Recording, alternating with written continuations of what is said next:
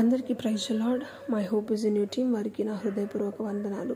ఈరోజు దేవుడిచ్చే వాగ్దానం లూకా సువార్త 1వ అధ్యాయము 80వ వచనం. లూకా సువార్త 1వ అధ్యాయము 80వ వచనం. శిశువు ఎదిగి ఆత్మయందు బలము పొంది ఇశ్రాయేలునకు ప్రత్యక్షమగు దినము వరకు అరణ్యంలో నుండెను.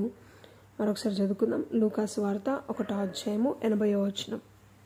శిశువు ఎదిగి ఆత్మయందు బలము పొంది ఇశ్రాయేలునకు ప్రత్యక్షమగు దినము వరకు అరణ్యంలో నుండెను. శిశువు ఎదిగి ఆత్మయందు బలమా? మామూలుగా శరీరానికి బలం అంటే మనందరికీ తెలుసు, తిండి, నీరు, వ్యాయామం, నిద్ర. శరీరానికి ఆహారం చాలా అవసరం. ప్రతిరోజు ప్రతి పూట తింటాం, ప్రతిరోజు నీరు తాగుతాం, ప్రతిరోజు వ్యాయామం చేస్తాం, ప్రతిరోజు మంచి నిద్రతో నిద్రపోతాం. అప్పుడు మనకి ఏ రోగం రాదు. అలాగే ఆత్మ ఎందు బలము కలిగి ఉండాలంటే శరీరానికి ఆహారం ఎంత అవసరమో ఆత్మకి వాక్యం అలాగే. దేవుని వాక్యము మన ఆత్మలను బలపరుస్తుంది. శరీరానికి వ్యాయామం ఎంత అవసరమో వాక్యాన్ని మన జీవితంలో అనుభవపూర్వకంగా క్రియ రూపంలో ఉండాలి.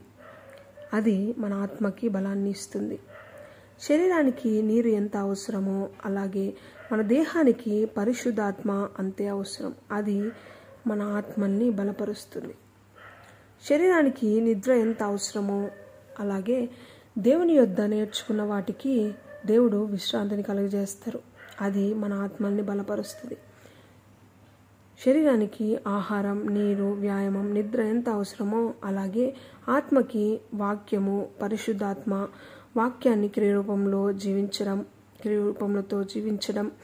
నా యొద్ద నేర్చుకొనుడి మీకు విశ్రాంతిని కలుగజేస్తా అంటున్నారు. సో మన శరీరానికి బలం ఎలా అవసరమో అలాగే ఆత్మకు బలం అంతే అవసరం. దేవుడి వాక్యాన్ని దీవించి మన వినికిడిలో ఉంచునుగాక. Amen. Thank you. Praise the lord.